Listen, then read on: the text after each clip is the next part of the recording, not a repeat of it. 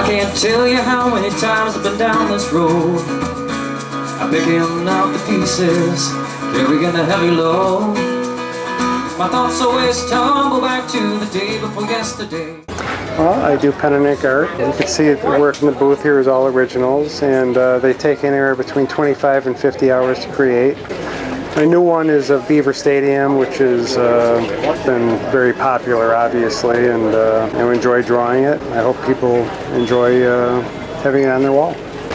It's a very enjoyable experience. It's been absolutely perfect weather. It's just a great atmosphere at the show. It's a lot different than many of the other shows I do. It's kind of a party atmosphere without the ruckus crowd, you know. Everyone's well dressed, they're knowledgeable, and it's just been a wonderful experience to meet all these great people.